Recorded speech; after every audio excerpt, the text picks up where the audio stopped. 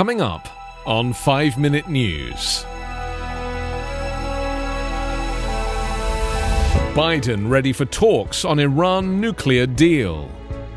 Experts say US needs to brace itself for more deadly storms. And NASA rover lands on Mars to look for signs of ancient life. It's Friday, February 19. I'm Anthony Davis.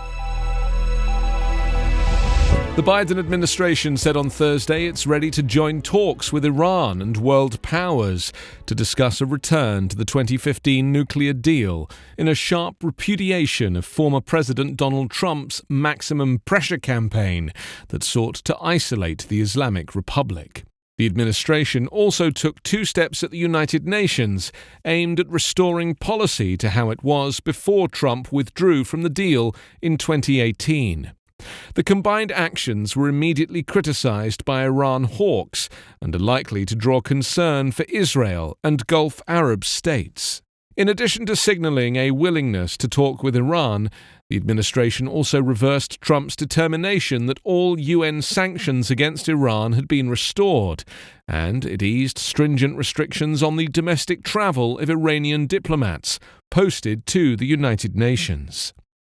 The State Department announced the moves following discussions between the Secretary of State Antony Blinken and his British, French and German counterparts, and as Biden prepares to participate, albeit virtually, in his first major international events with world leaders. The announcement came a day before Biden is to speak to leaders of the Group of 7 industrialized democracies and later in the day address the annual Munich Security Conference. At both, Biden is expected to discuss his commitment to multilateral diplomacy and his desire to undo damage that Trump's positions may have caused over the previous 4 years. Deadly weather will be hitting the US more often, and America needs to get better at dealing with it, experts said, as Texas and other states battled winter storms that blew past the worst-case planning of utilities, governments, and millions of shivering residents. This week's storms, with more still heading east, fit a pattern of worsening extremes under climate change and demonstrate anew that local, state, and federal officials have failed to do nearly enough to prepare for greater and more dangerous weather. At least 24 people have died this week, including from fire or carbon monoxide poisoning, while struggling to find warmth inside their homes. In Oklahoma City, an Arctic blast plunged temperatures in the state capital as low as 14 degrees below zero. It was a harbinger of what social service providers and governments say will be a surge of increased needs for society's most vulnerable as climate and natural disasters worsen. Other Americans are at risk as well. Power supplies of all sorts failed in the extreme cold, including natural gas-fired power plants that were knocked offline amid icy conditions and, to a smaller extent, wind turbines that froze and stopped working. More than 100 million people live in areas under winter weather warnings, watches or advisories, and blackouts are expected to continue in some parts of the country for days. The crisis sounded an alarm for power systems throughout the US. As climate change worsens, severe conditions that go beyond historical norms are becoming ever more common.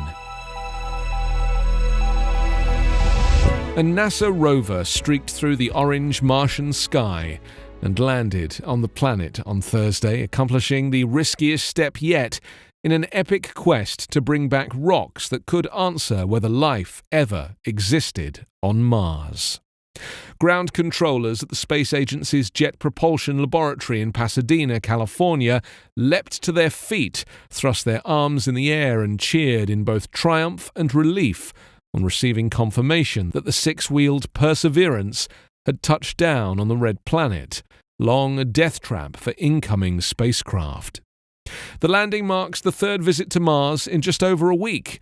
2 spacecraft from the United Arab Emirates and China swung into orbit around Mars on successive days last week.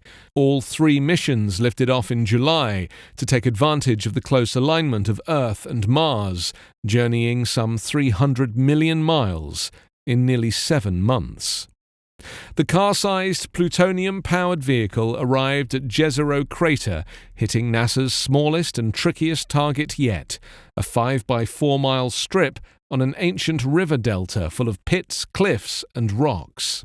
Scientists believe that if life ever flourished on Mars, it would have happened 3 to 4 billion years ago, when water still flowed on the planet. Over the next 2 years, Percy, as it's nicknamed, will use its 7-foot arm to drill down and collect rock samples containing possible signs of bygone microscopic life. Scientists hope to answer one of the central questions of theology, philosophy, and space exploration.